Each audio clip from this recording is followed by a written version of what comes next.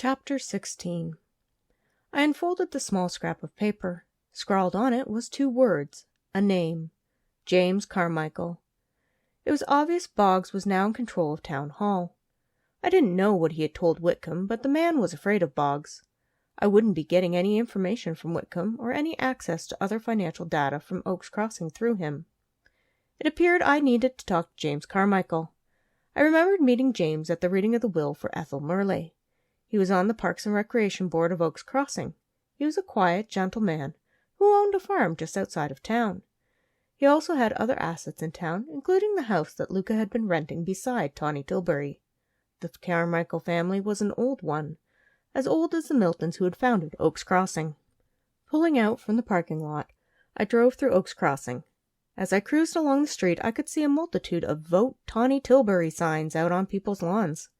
It appeared our last-minute entry into the election was gaining a great deal of support. Turning a corner, I glanced in my rearview mirror. A police car made the turn behind me. Glancing at my speed to ensure I was being within the town speed limit, I put on my blinker and made another turn at random. The police car followed me. Oh, my word, I breathed. The police were following me. How was I supposed to meet with anyone or do any investigating when I had a cop tailing me? Pulling into the food mart, I parked in a spot. The cruiser drove slowly past and took a parking spot at the end of the lot. Grabbing my purse, I went into the grocery store. The cop stayed in his vehicle. I pulled out a cart, throwing a few random groceries in it as I called Molly on my cell phone. Molly? "Hey, Ivy," replied Molly. "Did you know there's a cop sitting outside of the campground? Thelma told me she had a police escort all around town as she was doing errands this morning." This was starting to get scary. No, I didn't know. I have one who just followed me to the food mart. "Hey, Ivy," greeted Chaz Bison as he came to the same aisle as me. "Nice day to get a little shopping done." "It is," I replied. "Molly, I have to go." "You were talking to Molly?" asked Chaz as he watched me hang up on the phone. "Yes," I answered. "Chaz, could you help me out?" "Sure," agreed Chaz readily. "You might want to know what you're agreeing to first," I mentioned dryly. "There is a cop in the parking lot right now. He's been tailing me. I would like to lose him." Chaz thought for a moment and gave me a assessing look before nodding. "That's easy enough." "Really?" I frowned in confusion. "I haven't even figured out how to go about getting away from the police car just yet." Chaz smiled. "I have." Moments later, Chaz had paid for and bagged up a cart of groceries. I was scrunched into the middle of the shopping cart, bags all around me. If the teenage cashier thought I looked ridiculous, she didn't say a word. Chaz just chatted like it was the most normal thing in the world to have a woman hiding in a grocery shopping cart. He pushed the cart, and me, to his pickup. Chaz was unlocking his doors when I heard him speak. "Morning, officer." "It's afternoon," the dour voice corrected him. Chaz had a chuckle. "I see it is. Nice day for some shopping. We're having a camp out tonight at the Mighty Oaks Christian Campground, so I needed some extra food. If you would like, you're more than welcome to join us. Bring a friend if you'd like. As you can see, I have plenty of food for the event." "Have you seen Ivy Thurman?" the officer asked, ignoring Chaz's invitation. "Yes," a truthful Chaz replied. "She was inside getting groceries. I saw her in aisle 8. Is there a problem, officer?" "No problem. Have a good day," the officer replied. I could hear footsteps retreating. Chaz grabbed a couple of bags, putting them away in the back seat of the double cab. Chaz's low voice came to me. "Wait a moment." Chaz continued to unload groceries as my heart fluttered in terror. Nothing about what we were doing was illegal in the least, but I was still worried the cop would see me. I held my breath, counting to 10 before murmuring, "Is he gone?" "One moment," whispered Chaz, who was coolly loading groceries as if he had nothing better to do. He glanced over, then reached into the cart to help me. "Now!" I grabbed the side of the cart, clambered over the rim to get into the back seat of the truck. Sinking in the space between the front bucket seats, I tried to calm my breathing while Chaz calmly loaded the rest of the groceries. He then shut the door, locking the truck before returning his cart to the cart corral. I resisted the urge to pop my head up and check what the cop was doing. What if he had seen me? He had been right beside the grocery cart when he had been speaking to Chaz. While I had been covered with reusable grocery bags and groceries, there might have been a gap where he could have noticed me. Even though the cruiser was on the other side of Chaz's pickup truck, he might have seen the flurry of activity while I jumped into the truck. "Stay down." Chaz got into the truck, putting on his seatbelt with deliberate slowness. He started the truck and gave a wave to the officer before pulling away. "You waved at him?" I asked incredulously. "I wave at everyone. If I didn't wave, it would be out of character," noted Chaz as he put on his blinker. He waited for a car before safely exiting the parking lot. "He's not following us. You can get on the passenger seat now." I sighed in relief. "You are amazing, Chad Bison." Chad gave me a grin. "Where do you really need to go?" "To James Carmichael's place," I informed him. "Thank you for helping me." "Don't worry about it," commented Chaz as he took the long route around town, making certain we weren't being followed before driving to the long lane of the Carmichael farm. "Have you met James before?" "Once," I explained. "At Ethel Murley's will reading. She had left some money to various charities around town." "He's a nice fellow," mentioned Chaz. "I met him a few times. He is a bit of a hermit and rarely gets off to the farm unless it's for his charities or board activities." "Well, I need to talk to him." I pulled out the scrap of paper showing Chaz. "The clerk at the town hall gave me this. I'm hoping James has some information about what is happening in Oaks Crossing." Chaz nodded. "Would you like me to come with you? Then I can give you a lift back to the Happy Camper Resort." "I would appreciate it," I replied. I hadn't thought that far ahead, wanting only to escape the cop who had been following me. Chaz and I walked up to the old farmhouse. It was large and comforting, with a landscaped lawn and large vegetable garden to the side. A porch swing graced the large veranda. There were large mature trees in the yard, a couple of old large bank barns out back. Wooden fences surrounded lush pastures. "It's a very nice place," I commented as Chaz knocked on the screen door.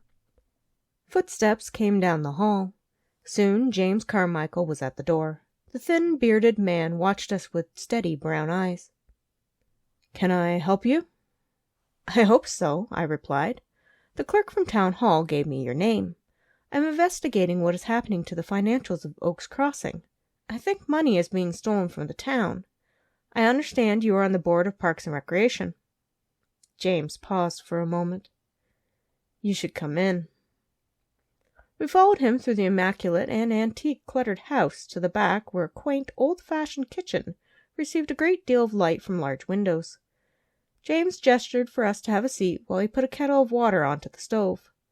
A cat wove around Chaz's feet, and he scooped it up to pet it. James pulled out some mugs, then sat with us. "How do you know money is being stolen from the town?" Detective Luca Armand was investigating the matter before he was put into prison by the new chief of police, I told him. "I have some of his notes. I also have evidence the police department has been embezzling funds. The theory is the money isn't just being stolen from the police department, but other areas of Oaks Crossing as well, including the Parks and Recreation Department. You are a member of the Parks and Recreation Board, aren't you?" "Yes," quietly admitted James, "I am." "Do you know anything about the missing funds?" asked Chaz. "Or have any access to the invoices of the board?" "What are you going to do with the information that you find?" James questioned, assessing us. "It's not like you can go to the police. There are a number of officers who are involved in the financial cover-up and have a vested interest in keeping the matter quiet." For a moment, I wondered if the clerk of the town hall hadn't wanted me to question James Carmichael, but instead had been warning me about him. Perhaps he was in on the whole scheme. "We'll go to another police department," suggested Chaz. "One outside Oaks Crossing. Perhaps the state police. Someone has to do something about this." "We leak it to the press," I decided, eyeing James to see what reaction he had to the idea. "I have the name and direct phone number of a reporter for a large media outlet. Once we have enough proof, we can leak it to the press, and no one will be able to cover up what is happening here." "No offense, Miss Thurman." James examined me as he spoke. "How do I know I can trust you?" "You can trust me," Chaz noted. "We've known each other for years. I have never done you wrong, James." "Here's the reporter's card," I fished it out of my purse, setting it on the table. Take a picture on your phone. If I don't leak the material, you can.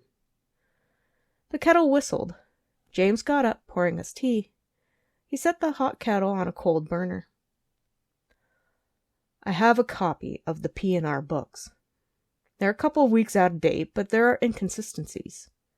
I'm not an accountant, but I know there should not be invoices for businesses which no longer operate. I also know the funds for P&R are far less than what they should be at this time of year, especially since we've been doing several budget-saving measures. Are the invoices for closed businesses? I asked, zeroing in on the proof to help our case. Yes, confirmed James. George Kershaw has been practicing accounting for 3 years now, yet last year's audit of the books was done by his firm, according to the invoices. That's brilliant, admitted Chaz thoughtfully. It looks like the audit was done by a reputable firm, and they can pocket the money for a service which never happened. They're using the same method to pilfer money from the police department budget, I informed them. We can prove it. We have the invoices and have talked to all the businesses involved who have given copies of their real invoices to the accounting team we have investigating. We just need to be able to prove how many other departments are affected and who is involved. And after you figure that out, what happens?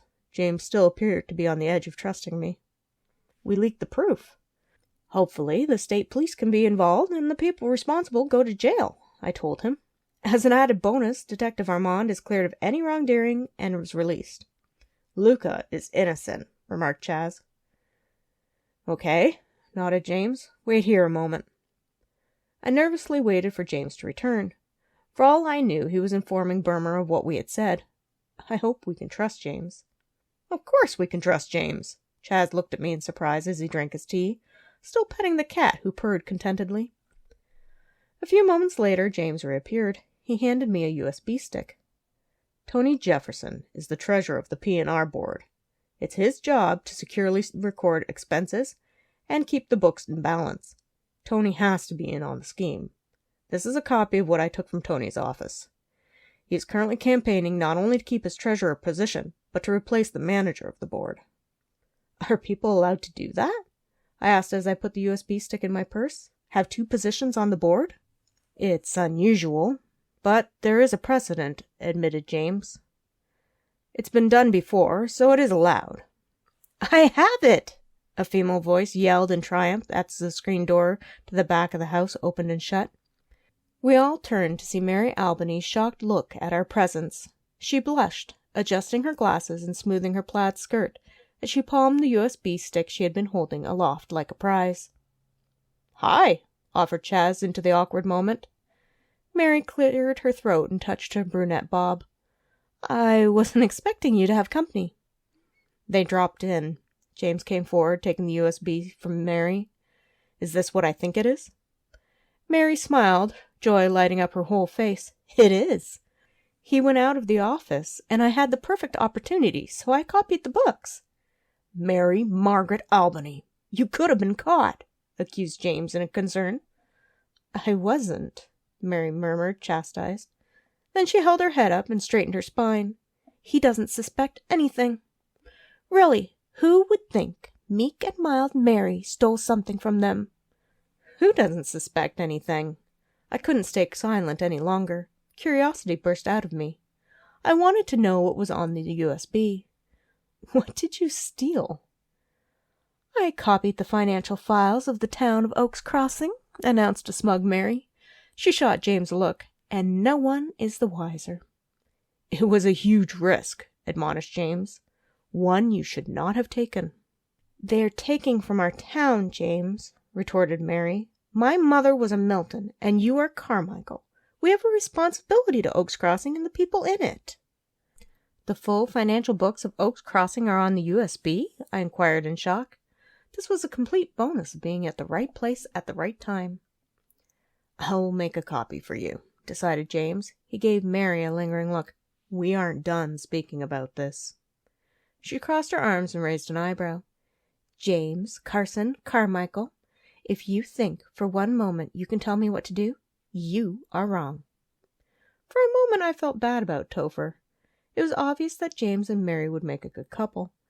They were of the same age group and appeared to be fast friends, possibly more. I wondered if Thelma had known that when she set Topher up with Mary. Then again, maybe James needed a little competition to figure out his feelings, like Luca had. James held back on whatever he was going to say, leaving us to make a copy of the USB stick. Mary grabbed a mug from the cupboard and poured herself some water out of the kettle, despite the fact it was no longer hot. "I see Socks likes you." "Socks?" echoed Chaz. "Oh, you mean the cat." "She's particular about who she likes," Mary said softly before dropping into a chair. "How did you get a copy of the financial books?" I wondered. Mary smiled. "I was talking to Kenneth Salter. I asked for a larger budget for the animal shelter. We need a new roof on one of the buildings." In the middle of our conversation, Salter was called away by Councilman Boggs. I figured it would be at least a few minutes before they resolved whatever Boggs wanted to converse about, so I used the time to make a copy of the financial records. Fortunately, Salter had left the screen open, so I didn't even need to guess at passwords. I just copied the files. When Salter came back, he told me I was a Milton descendant, so if I wanted a new roof, I should go beg from my relatives. He is such an ignorant man. I made a mental note to never underestimate Mary Albany. "Wow," said Chaz in admiration. "A foolish risk," muttered James as he gave me a USB stick with the information on it. "You could have been caught." "I wasn't," repeated Mary, taking a sip of her tea. "You should have more faith in me." "I have seen you try to keep a secret or a lie," replied James. "It's not exactly something you're good at." Mary just rolled her eyes. "Will you be able to find out if there are any inconsistencies in the file?" questioned James. I nodded. "Topher and George Kershaw are helping with the accounting angle. They'll find anything that looks like it was forged or tampered with. Then we can add that to our proof of what is happening. However, I'm not certain how we're going to find out if Eugene Towns is involved. He's on the education board. There might be embezzling there as well, according to the clerk at the town hall." "I have no reason to talk to Towns," admitted Mary. She looked at James. "What about you?" James grimaced. "I could talk to him about perhaps making a donation to the scholarship funds. However, we would need a sizable distraction to give me time to download his files. And that only works if we get lucky again and the screen is unlocked." "What are the chances he would have his screen unlocked?" wondered Chaz. "Probably not good," I sighed. "We can try, but I doubt it will happen. Everyone has a lock screen that is password protected." "Then we're at a dead end when it comes to the educational department," noted a grim James. "All the other departments are so small, I don't believe they have been stolen from." "How did you figure it out?" questioned Chaz. "Ivy found out through Luca and Mont. What tipped you off?" "I have a head for math," quietly admitted James. "I keep a running tally of a number of things in my head without meaning to." "He is a genius," inserted Mary. "He won a scholarship from Harvard and a bunch of other schools. James turned them all down to stay on the farm." "Hush, Mary," James said without any rancor. The tips of his ears turned red, and I wonder if he was embarrassed by his intelligence. "My parents weren't well at the time. My place was with them." "You could have gone since," pointed out Mary. "Been a math professor or something." "I prefer being here," shrugged James. "This is home. Which is why I don't like to see people stealing from my hometown." "What do you mean you keep a running tally?" I asked for clarification. "What is the approximate raffle total at this month for the Flower Club?" questioned Mary with a confident smile. $5 per ticket. The last ticket count was 15,000 equal to 75,000. Is a 50% split, so the prize stands at 37,500. James didn't even blink at the math. "What amount of money is in the shelter account?" questioned Mary. "Considering it is the 20th of the month and you've done your weekly shopping, plus gotten your monthly orders in, there should be $912.63 in your shelter account," responded James. "You're off by $2, quipped Mary. "Shipping went up." James looked at me. "I'm guessing, based on the repairs you've made to the campground, you have approximately $2,333 left of Ethel Merle's money, give or take a little." I blinked in surprise. "You're $20 out." "Yet I'm close enough." James gave a self-depreciating sigh. "It's a bad habit of mine, one I've never been able to turn off." "That's how you figured out they were stealing," nodded Chaz. It's a gift, James." "Maybe," a reluctant James said. "If my calculations are correct, Boggs and his friends have taken nearly $5 million away from Oak's Crossing in just under 2 years. If they get full electoral power, they could do a lot more damage, and no one would be able to stop them." "We're not going to let that happen," I promised.